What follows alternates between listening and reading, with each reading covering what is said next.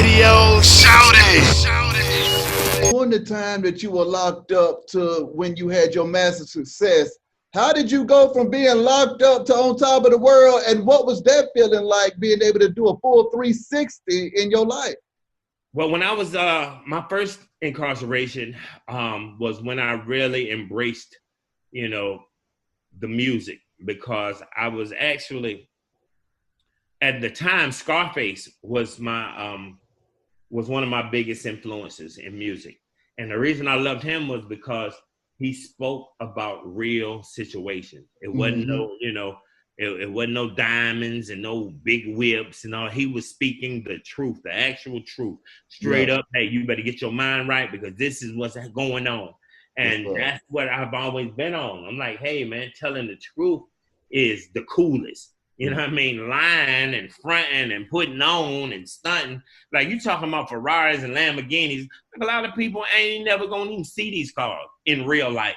You know what I mean? So, but when you speak the songs about the average everyday individual that everyone in the world can identify with, that's what makes an incredible artist. When you can say something that the bum that you call a bum on the corner can listen to and feel like you're talking about him, that's when because everybody has been down. Mm-hmm. Everybody ain't always been up. Mm-hmm. So if you can speak to people that had lived in a place that we all have lived, hey, then you have accomplished something. You know what I mean? Talking about things that are over people's head, they can't do nothing but bob to the beat because they can't identify with nothing. Mm-hmm. So getting to the point, so when I was in prison, which was supposed to be my lowest point in life, that's when it was revealed to me that music was truly an outlet. Like, I was in prison entertaining 300 and 400 inmates. I'm doing shows in the prisons. I would go out on the weekends and have the whole yard full of people that that were listening to me, and I had my homeboy beating on the bleachers, and I was doing full-fledged concerts in prison. And the songs that I was making were resonating with the inmates that were there. And people they would come and tell me, they'd be like, bro, you feel like you're talking about me. And I'm like, damn, that's crazy. But so the people were like, man, it feels like you're talking about me. Mm-hmm. And everyone was telling me the same thing. They were like, bro, like, you got what it takes, man. You need to get out of here, man. You need to do something with your life, man. Like the street, you had fun, did your thing in the streets, man, but your life is bigger than that, man. Everybody, you're talking about killers, you're talking about robbers, you're talking about drug dealers, you're talking about mental patients, you're talking about sergeants, you're talking about, the officers, everybody, white people, black people, Mexican people, all people, you know what I mean? The gay people, the straight people, you got everybody telling me the same thing. So everybody can't be lying.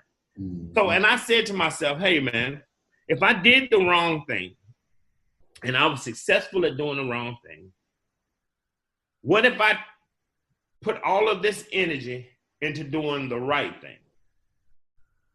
If you write with a red ink pen, you can't get nothing but red out of it. If you write with a green ink pen, red ink can't come out of this green ink pen. So if I do everything positive, whatever my life turns out to be, where regardless if I make $5 million or if I make $5,000, I have done the right thing. I have lived the right way. I can go to sleep at night comfortable knowing that I have put forth an effort. I can be proud of myself. Being proud of myself is a whole lot more than money. To be proud of yourself. When you are in the streets and you're doing things, there's nothing to be. That's why most drug dealers either lose it all or, don't give a damn about in the first place, because it's nothing that gives you an incentive to keep doing it besides an obsession with money.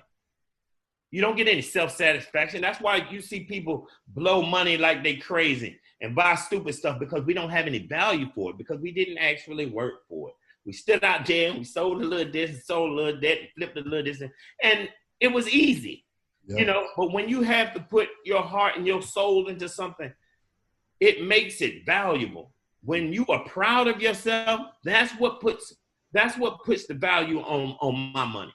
My money now, I'm proud that I have made it, And that's what makes the difference. So when I came home, I said, you know what? I'm not going to do anything negative. I'm not going to affiliate myself with no negativity. And I'm going to put forth my effort into doing the right thing and doing it the right way. So 1 year out of being locked up for 6 years, I was a millionaire. And that was the craziest thing in the world. Like, I sat on the corner. The day we signed the deal, me and my partner Fab, we bought, I remember we had like $7 and like almost $8. And we bought us 240s of Old English 800, 2 egg rolls from a little Chinese spot. And it was raining. And we sat outside and we cried like motherfuckers, like babies, bro. I done it. You know, like it was hard at times. Again, I wanted to quit. You know, I mean, I was already 20-something years old and I'm sleeping on somebody's couch. You know, I'm staying in New York. You know, I'm the only thing, because I've never been a slouch. So the only thing that I know that I can do for the people that I'm staying with is make sure that they house clean and make sure that they dishes washed. And, you know, I mean, make sure if they needed something from the store, I would run to the store for them. But I was that dude before I went to prison. You know what I mean? I was that, you know, my money was straight. You know what I mean? I was the big dog before I went. And so here I am now washing people's dishes and, you know, sweeping their house up. And it was hard for a dude that was on a certain level in life, you know, as a street guy, to have to humble himself to just survive. You know what I mean? Because I refused. I mean, sure, I had people in New York that wanted to hand me something. Hey, man, come on, man. We know who you are. Hey, man, we know your brother. We know that. Hey, man, we remember you from back. Hey, man, here, take this and get yourself. I'm not doing that. Because if I do something wrong, then all of this would have been for nothing. You know what I mean? I came home from doing 6 years and left everything and everyone that I knew and I loved to go to a place in pursuit of my dream. I was determined to make this dream happen. And I can't get up here and do something stupid and mess around and get myself caught up in something. I'm already in New York. You know, anything can happen in New York. You know what I mean? A lot of people went up there and they never come back. You know, so, you know, them streets will eat you up. And I knew that. And, you know, I felt that I had a purpose. And so I stayed doing it, man. And I'm telling you, man, we sat on that corner. We cried like babies, bro. We cried like babies, man, because that was a grave accomplishment.